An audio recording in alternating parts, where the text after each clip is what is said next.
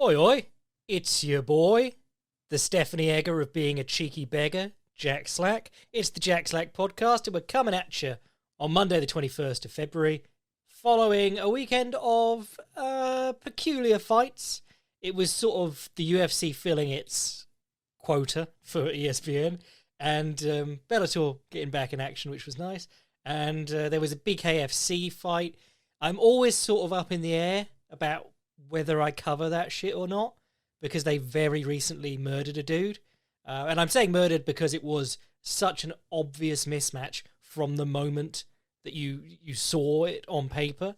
There are deaths that happen that are unfortunate. Think of Boom Boom Mancini versus Duk Kim, Emil Griffith versus Benny Paret, where you match two guys who are at the same level, they have a hard fight, one guy dies.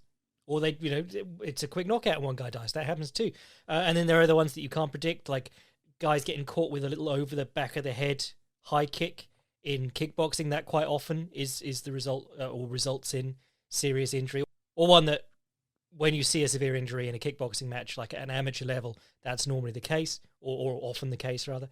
But when you match up two people who are obviously not on the level at all, and one of them has a history of getting spectacularly knocked out, and that's the reason you signed them, that's shady as fuck.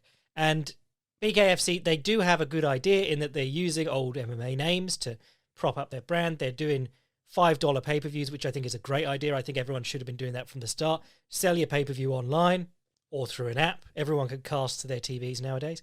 TNA was doing that. That's how they got their start, I believe. Back in the early 2000s, they were doing a $5 pay-per-view every week or every other week. But they put Chad Mendes in with a guy who I couldn't find any record of him existing aside from his 1-1 BKFC record. And then Chad Mendes obviously comes out and sparks him because Chad Mendes is a serious full-time athlete who's been paid to be a full-time athlete for the last 15 years. So what I'm saying is, like, don't pay for BKFC events. They're shady as shit. However, who pays for less fights than fight fans? But it was sort of joint shittiest feel-good fight this weekend, because there was the Chad Mendes comeback where everyone was like, yeah, good to see Chad Mendes get a win, even though he looks sauced to the gills and this is a deliberate showcase match. And then there was also Brennan Ward in Bellator. Now, Brennan Ward, on the surface, I got sucked into this because Brennan Ward has been out forever.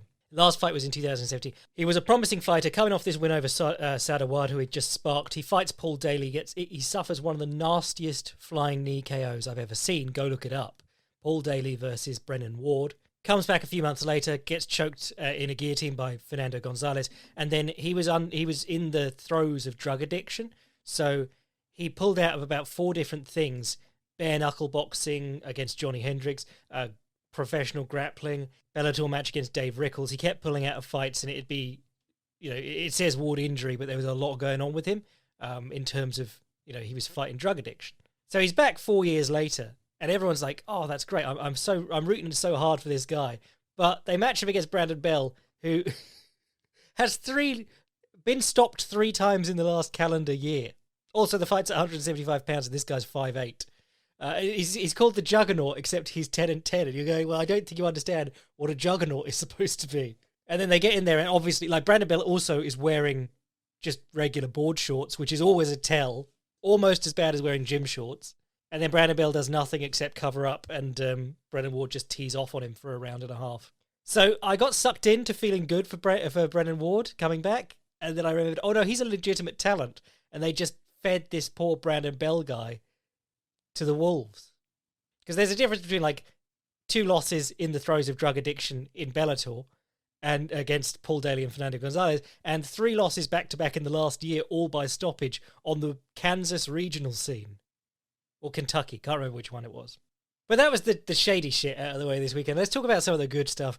I suppose that knockout in the UFC main event has got to be considered good stuff. Jamahal Hill, he only promises to try and knock people out, and he regularly does. Interesting fight. Firstly, Johnny Walker, the way he moves, it's so weird that we were all like, oh, what a super athlete, except he looks so uncoordinated whenever he throws his punches or kicks. I was watching John Haggerty, his last fight, which was last weekend. He beat up, I can't remember his name, but he's a legitimate Thai, and Haggerty just put him through the ringer. And the Thai was able to get Haggerty off him with these fakes. He'd pump fake his kicks. But when he did it, he'd whip his head back up in the air like he was... in Olympic lifting, head whip is the thing that they always complain about, where guys throw their head back as they start trying to pull the bar up to there or clean the bar up to the rack. And this dude does head whip when he kicks, but he knows, because when he fakes a kick, he also does his head whip.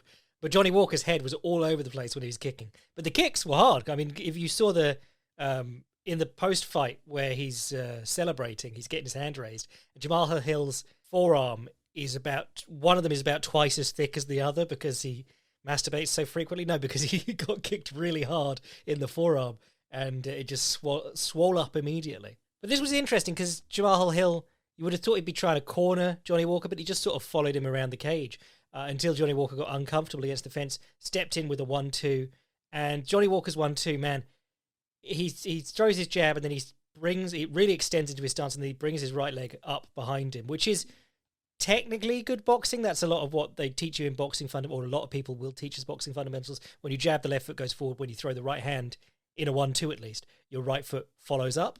But he basically committed his entire weight to it and walked straight on to the right hand counter of Jamahal Hill, fell backwards. Everything he does is sort of wacky and animated. The fall was bizarre, and it was one of the ones that does concern me a little bit when I watch a guy fall like that, because in boxing and kickboxing, you'll see it from time to time. Guys fall and their head will catch on the bottom turnbuckle in the corner or on the bottom rope, and that can do pretty nasty things to your neck. So there's a photo going around of Johnny Walker. I mean, it competes with the Frankie Edgar front kick face, but it's Johnny Walker basically laid prone by the fence, but with his head, almost at his neck's almost at right angles to his body. Really not good for you.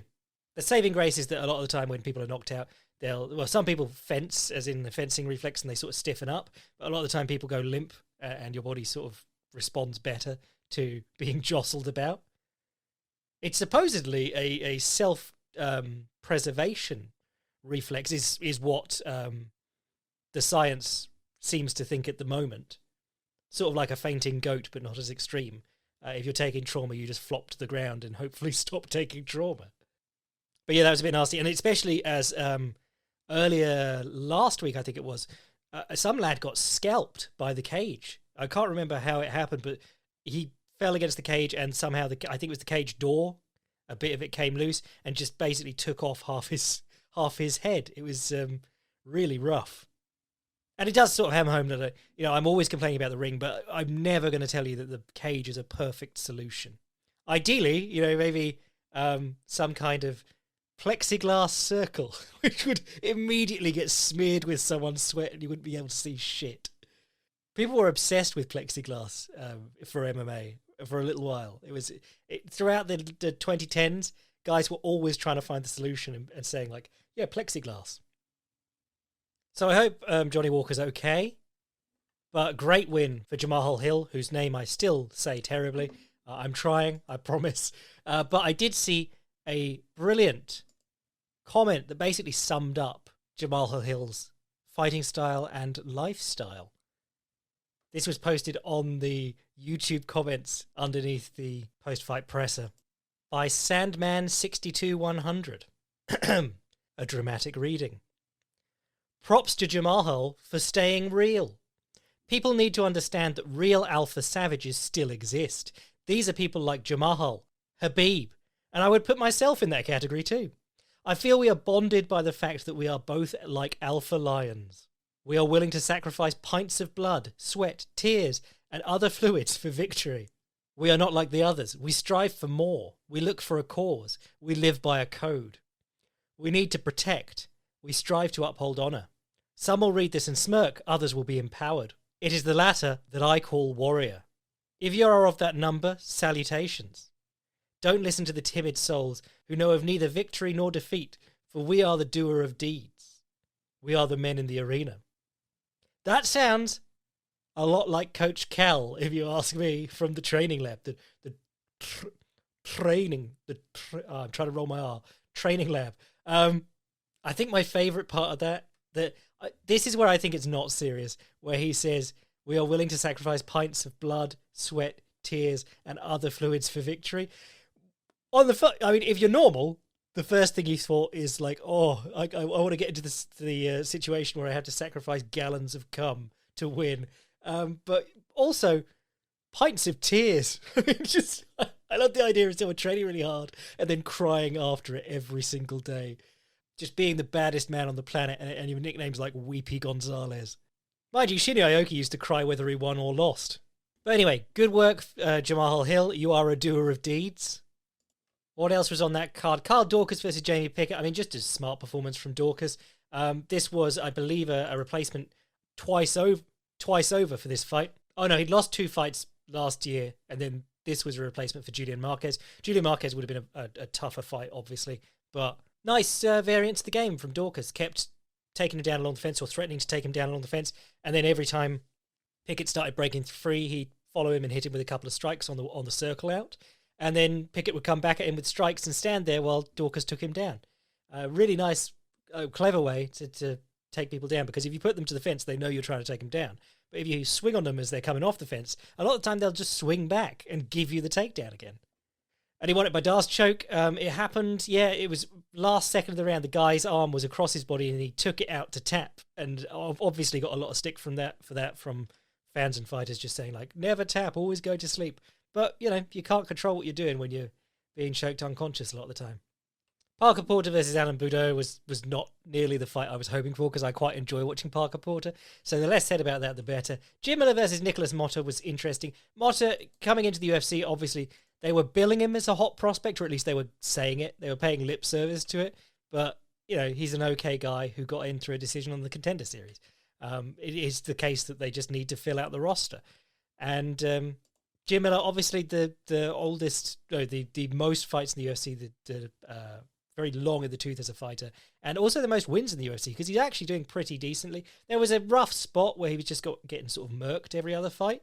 Had some really bad knockout losses to like Dan Hooker, Nate Diaz, but in recent years he's looked really good. And I think it's partly because his game's quite bare bones, but it's quite clever in the way that he does it. So he's got sort of a southpaw double attack, but instead of the body kick in the left straight or the high kick in the left straight, it's the inside low kick in the left straight or the left overhand, which is really sort of like, I don't want to get my leg up there anymore, but he makes it work.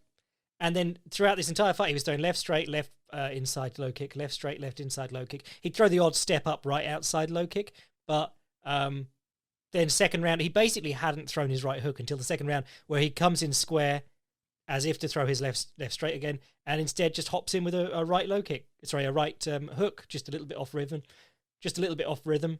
Half squared himself and then came back with the right hook immediately. Sparked the dude. Well, didn't spark the dude. Knocked him down and then followed up with punches. And then afterwards, he gave his old man Miller, dad of the UFC, speech to Nicholas Motta. He goes over and hugs him and says, "You're here. That's the hard part." But then with the Contender Series, it actually isn't that hard anymore, because they're just desperate for fighters. But good on Miller. Always fun to watch him win. And even more insane that not only has he got this amazing longevity, but he also had to take like a year or two off. I can't remember how long it was. It was probably about a year. But he took off some serious time because he got Lyme disease. And I believe Lyme disease is something you're stuck with, isn't it? Or it certainly fucks your digestion for a while or something like that. Because if you watch him, like his career, he goes from looking like a brick shithouse to really slimming down. And then he's starting to sort of build himself up again now. Still making weight, at the same weight class, but he really was a bricked up dude before. Barkley versus Al Hassan was actually... Now, spoiler, I watch these the next day most of the time because I'm British and I don't want to stay up until 5 a.m. watching, very middling card on paper. Now, granted, some of these can turn out to be amazing in actuality, but I don't want to wait. I don't want to stay up until 5 a.m. trying to work that out, if you know what I mean. So, maybe a pay-per-view I'll stay up. Maybe a pay-per-view I'll get up for the main event quite early. So I watched these the next day and I looked at the Tapology page and I went, oh no, because Buckley Al Hassan, we were all hoping for a sub 1 minute knockout, I'm fairly sure, because both these guys in a little round robin with Di Chirico have given and received spectacular knockouts very, very quickly. On the Boycast, I was sort of talking about how Al Hassan really does fade over the rounds, and Buckley I've at least seen go to the third round and look okay there.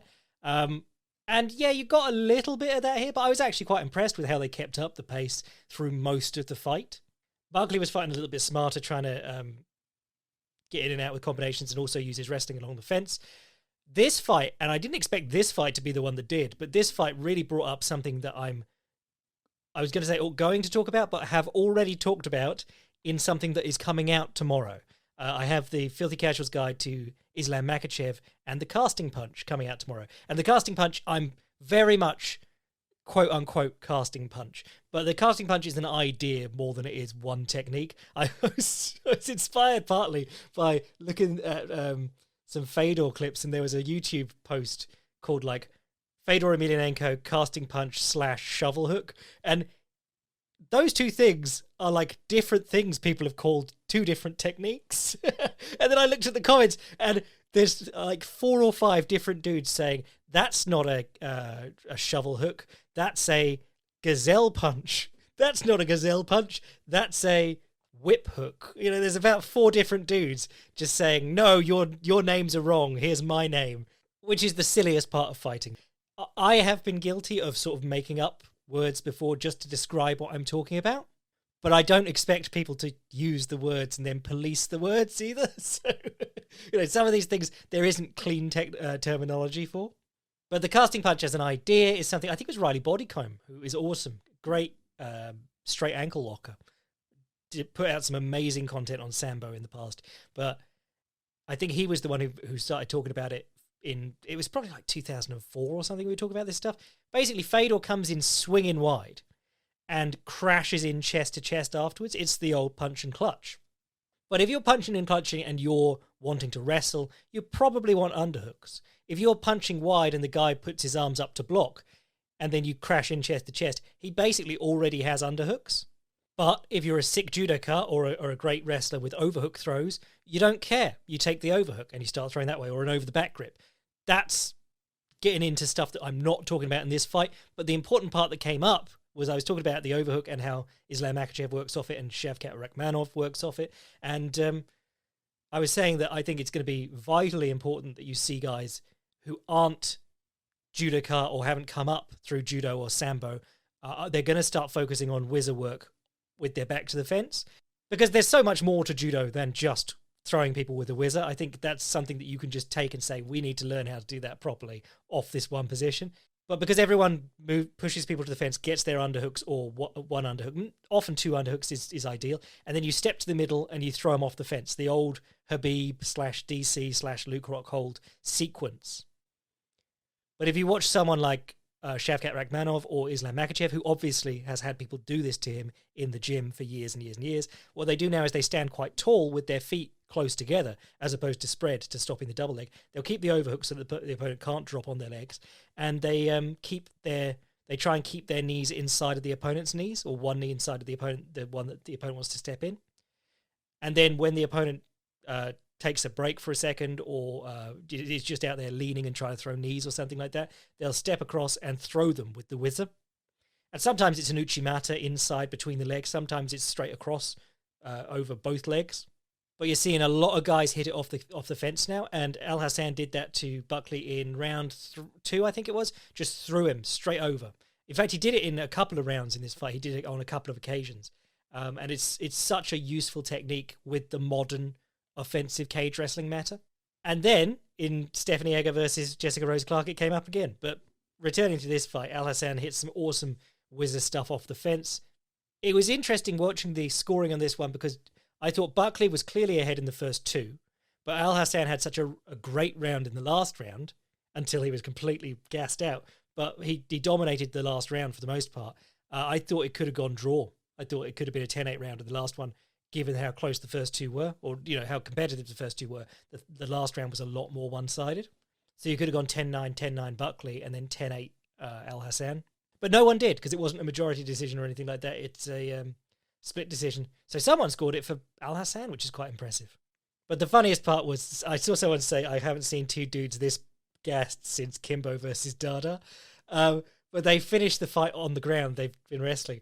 And then they both roll straight onto their backs, and they're in exactly the same posture, knees up on the floor, arms spread out like Christ the Redeemer, and they're both looking up at the ceiling. And then the UFC did a great job because they switched to overhead cam, and you got about 20 seconds of them both puffing as they went to the ad break or whatever. But in the one that didn't go to the ad break, the feed that didn't go to the ad break, you got to watch them just puff for ages. And both their corners are going, stand up, because it's considered part of winning the round that you have to, at the end of the fight, throw your hands up and be like, "Hooray, I won."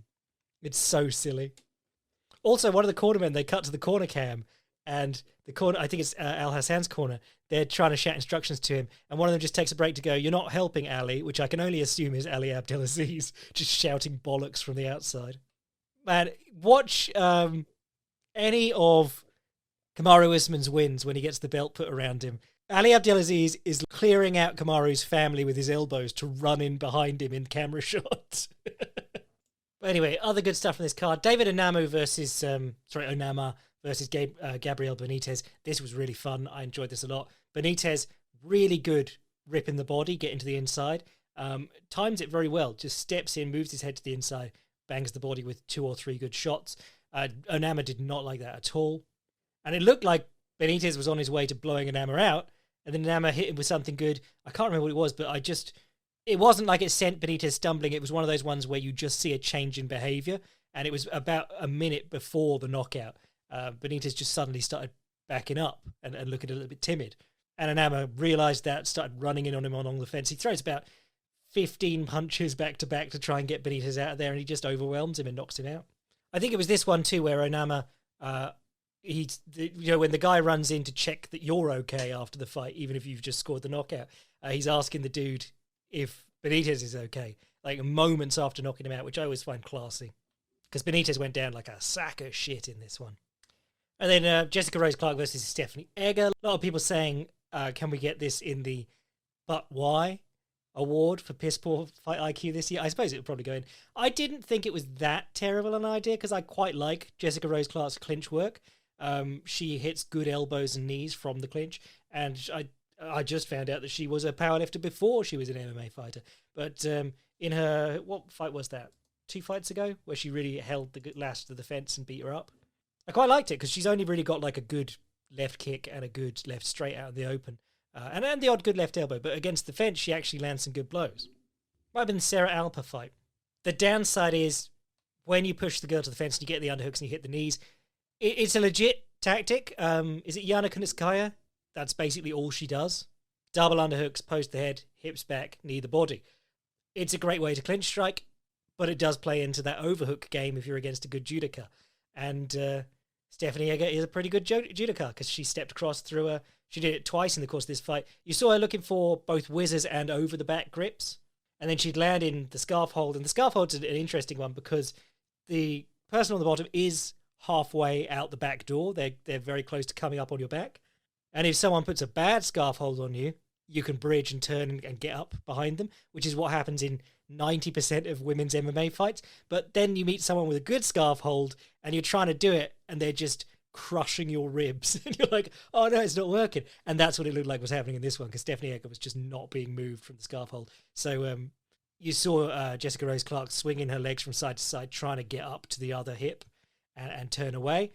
And then Egger controlled the arm, stepped over to mount, and Jessica Rose Clark tried to turn to her knees, probably to quad pod or shake her off or something like that.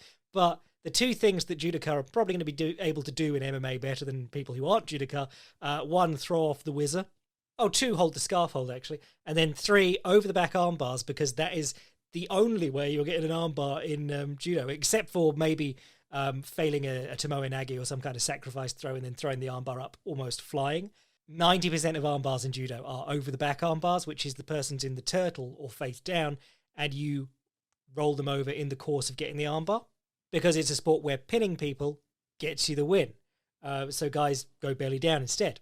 Whereas we're in a sport where there's almost no benefit to going belly down unless you're going to stand up off it. And that's where this happened.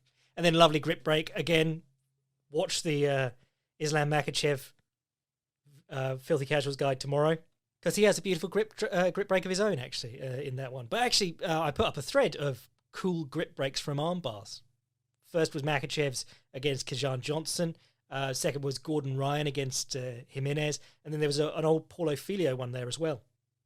Because there's a load of different ways you can break the grip when the opponent's holding their arms together, trying to stop your armbar.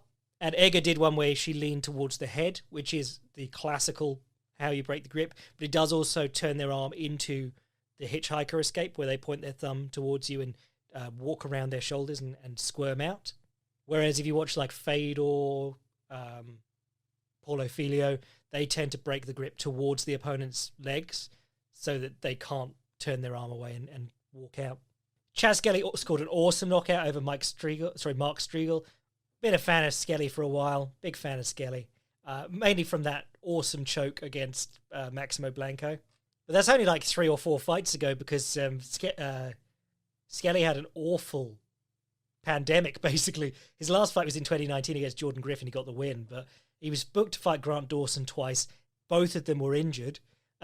He was booked to fight Jamahal Emmers, and they got to the fight, and Emmers had back spasms backstage. I think that was coming out to the fight. That was the latest that anything's ever been cancelled in the UFC. That was incredible. And then he was booked to fight Mike Rosano, and he got injured and withdrew from that as well. So good to see him back in the cage, and an unusual knockout from him because he doesn't normally spark people. Someone said being built like a bag of milk is the best base for MMA. It's got to be rough when you're training like your arse off every day and you're still not ripped. Some people just genetically will not look ripped. I always thought it was impressive that Sammo Hung, the Hong Kong movie actor, a peer of Jackie Chan, his thing was always being the fat guy who moved surprisingly well. You know, his thing was that half of it was the comedy of he does really cool stuff like Jackie Chan, but he's also fat. But I always thought he must train loads, so he must eat fucking loads to be that size. And then if he slims down, he's just another dude doing kung fu moves in movies. So I suppose he's got to make sure he stays the same way. You don't want to be like John Goodman, where you're looking great for your age facially, and then you lose a load of weight, and you're probably going to live longer as a result, but suddenly you're full of wrinkles. Whereas before, all the fat was filling it out, and you look great. Though I do love John Goodman, and I will not hear a bad word said against him. And that's about all that stood out to me on this card, to be honest. There was a Bellator card also, which we'll talk about now. Happy 4-year anniversary of Big John's reign of terror on commentary, by the way. I decided to check out when that started. It was January 2018. He's been doing this for 4 fucking years, and he's still the worst commentator in the world. Anyway, your main event for this one was Naaman Gracie. Naaman? I said it weird there, didn't I? I said Naaman Gracie versus Logan Storley. The intrigue here was that Logan Storley is a shit-hot wrestler, but on the mat he can be a little bit basic. So his last one, he fought this guy who was a last-minute replacement. Guy was a purple belt in jiu-jitsu.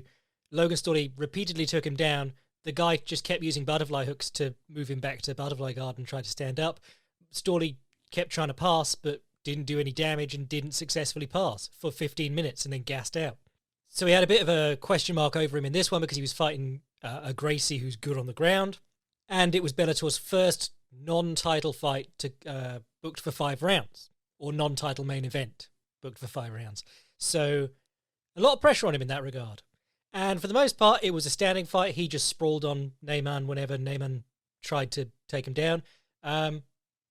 And the two exchanged awkward punches. Storley's entire output was basically throwing the right hand to the body and coming up with a left uppercut or left up jab or left hook and doing it over and over and over again until in the 4th round, which is the only round you need to see because it was banging.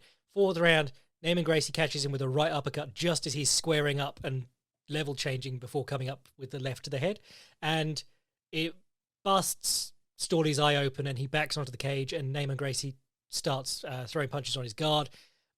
Just as I was going, oh, for fuck's sake, throw a body shot, Naaman, you're wasting your shot, or at least do something that's not throwing punches at his guard. He starts turning over elbows on him and does well with that. But then Storley comes back and hurts him, and then towards the end of the round, Storley's stumbling because he's so tired. And then the 5th round was a little bit sloppy again, but the 4th round was great fun. I mean, set aside all your narrative about like, oh, who's going to be the next Gracie to be elite in MMA? Nobody cares. I don't know why anyone cares. But Naaman Gracie's decent, and Logan Storley looked decent against him. The problem is that both of them are fairly shoddy strikers. I did enjoy Storley's cornerman between rounds. He'd just go, do you want to maybe try the three after the two punches already? Maybe throw a three combination in there just to see if it works. He was very sassy. But yeah, Storley gets the victory. Somehow got a 50-45 on one card, which was insane. But yeah, I mean, I'm not sold on him. He was number 5 ranked in Bellator, and Gracie was number 4. People were like, Gracie would be interesting in the UFC. I mean, Storley would be interesting in the UFC, but his shortcomings are so glaringly obvious, whereas I feel like Gracie's were sort of protected a little bit until recently. Anything else of note on this card? Andrei Koreshkov versus Chance Rencontre. Chance Rencontre, I said this on Twitter, but that is very much like your self-insert character's name in your fan fiction. You go like, and entering the room in a smoking jacket with a big cigar and sunglasses and a Stetson hat. Chance Rencontre said something cool. But he left the UFC recently, had a couple of fights on the regional scene, I think, and then he's fighting Koreshkov, who is long-time Bellator stalwart. Koreshkov timed it with a beautiful right back kick to the body along the fence. Rencontre just circled into it. And there was that instant where it looked like it didn't do anything, and then he just folded and went, oh my God, I'm dying. So really quick knockout for Koreshkov. Good for him to get one back in the win column. Can't remember what his last fight was, actually. I think I just haven't seen him in forever. Oh no, he beat Hamasi a couple of months ago. Man. But he had been out in Russia in AMC fights, trying to stay busy during the pandemic. Again, Koreshkov, interesting guy. Don't think he'd go very far in the UFC, but he's decent. Actually, no, the UFC division isn't that amazing at welterweight, but yeah, I've always had a soft spot for Koreshkov. He's like Shlemenko, but a bit more competent and a bit less mental, a bit less spinning all the time, a bit more spinning when it might work. But then he's Shlemenko's student, so that makes sense. Adam Piccolotti got a win over Georgi Karakhanyan, which is not particularly noteworthy, except for the fact that I always bring this up. But Georgi Karakhanyan, when his last a couple of fights ago, his pay was released, and he's not a great fighter. He's sort of like middle tier for them. He just he'll beat guys who aren't really good, and he'll lose to guys who are really good. And it came out that he was getting $70,000 guaranteed, no win bonus, just guaranteed, which is incredible when you consider that like. The last UFC event which we got released payouts on was the California one, UFC 270. Michel Pereira in either the co-main event or the third one down. He was supposed to be a draw for a $70 main card or $75 main card, and he was getting paid $50,000 guaranteed, $50,000 winning bonus. So not a lot of difference there, given that Karakhanyan is not important to Bellator's card. I mean, he's about as important to Bellator's cards as Pereira is. He fills that sort of middle slot, but he's getting very good pay for it. I'm just saying everyone should look at that and be like, oh yeah, these people, these companies can afford to pay more. They're not going to lose money by paying people a little bit more. Anyway, Brennan Ward came back, beat Brandon Bell. We've done that one already. I suppose the only other one that really stood out to me was, Bobby King versus Aviv Ghazali. Hilarious, because I've been Ghazali posting the last week. Haim Ghazali was a sort of pioneer of MMA in Israel. He's a legitimate black belt under Renzo Gracie, but his fights are fishy as hell. I cannot get over that. I'm not going to say it was a fixed fight, but the level of the fight that was his last fight with Bellator was incredibly suspect. Either they found two of the worst fighters who have ever lived the way that they were fighting, or, you fill in the blank. I highly recommend you go and watch that. Haim Ghazali versus Artur Pronin happened on a televised Bellator card on the main card in an event in Tel Aviv in Israel. So it was front and center that this happened, and you watched it and went, well, I mean, all the people there were people redditing and getting on the forums from in the arena, being like, this is fucking embarrassing for me in Israel. But since then, he's gone to fight in a promotion called, well, I thought the fights were sketchy, and then I looked at the fight promotion, and the name was Real Fight Promotion. But like Dmitry Makotsky and Ilya Lupinov, he triangle submits them. You know, like he runs out grabs them, sits down to closed guard. They don't really hit him at any point, and then he slowly works his way into a triangle, and they don't really fight back. It's really incredible. And then the other one was Andrei Savchuk. Go watch that one, because in 5 seconds he heel hooks this guy, and the guy taps before the heel hook is even on. And it's like the Pronin fight, the last one he had in Bellator. He gets to... They're sort of like flopping around on the ground, and the guy isn't really throwing punches at his head. Like all of these, the guy will punch his body on the ground but won't punch his head. And then Pronin sits there with his legs out for Ghazali to grab one. Ghazali grabs one. Pronin is free. His knee line is free. He can turn. There's nothing actually putting pressure on his knee joint, but he taps to the heel hook anyway. It's amazing. Go and watch it. It's fantastic. I'm not saying that they're fixed. I'm not saying anything like that. I'm just saying the level of these fights was extremely low. But anyway, it was hilarious because Haim Ghazali is Aviv Ghazali's dad. And Aviv Ghazali is a legitimate talent.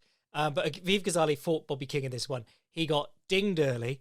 And what you got from it was like Aviv Ghazali is a talented grappler, but his striking, he doesn't understand striking at a decent level.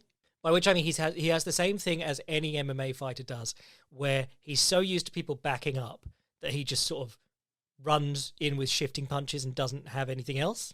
Needs to cover that distance and doesn't really have any answer to the opponent, which I think also is bred by the necessity of training in gyms. You know, if you're training in a gym, in a professional session with a load of other fighters and you're all sparring at the same time, there's limited space around you, so that no one's going to like make use of all the space and circle off every time you strike.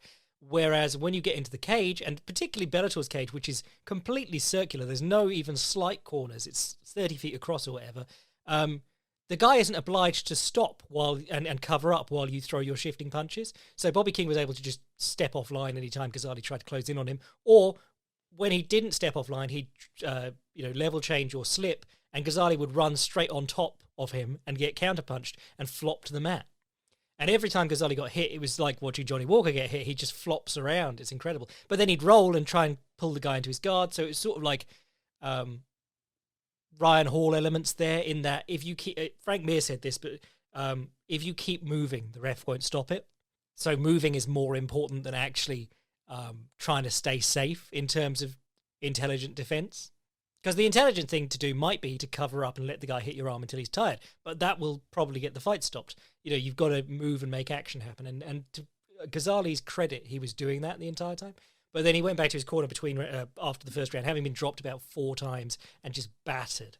And it's so funny because his dad is like setting about to get murdered again. Everyone thought that they should have stopped this fight. But his dad's like, oh no, he's going to go out there like a warrior. And you're going, Haim, your fights.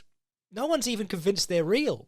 But then the Bellator, or at least the ref and the commission, they tried their best to give Aviv Ghazali a break, because at the start of the round, Ghazali stands up, is looking vacant. So the ref stops the fight, calls time, calls the doctor in, which I've never seen done.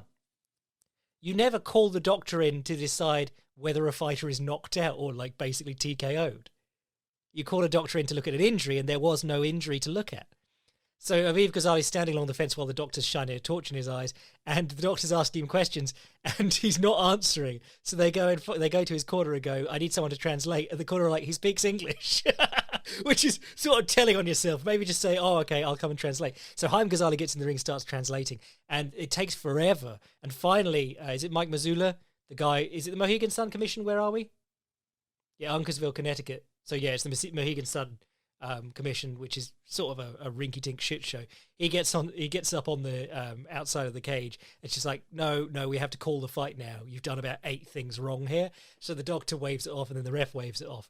But man, Ghazali had to be done, because he had about 4 minutes to recover while they were looking at him for, in an unprecedented situation. No one has ever stopped a fight to just check if the fight is okay.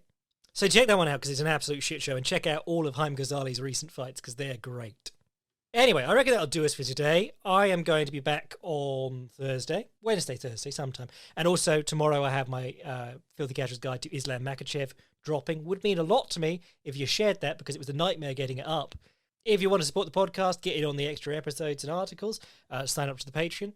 If you want to send an email to the podcast, jackslackpodcast@gmail.com. And if you want to see what I'm writing at any time, fightprimer.com. I am your boy, Jack Slack, dropping a Stephanie Egger on a crowded train. Bless.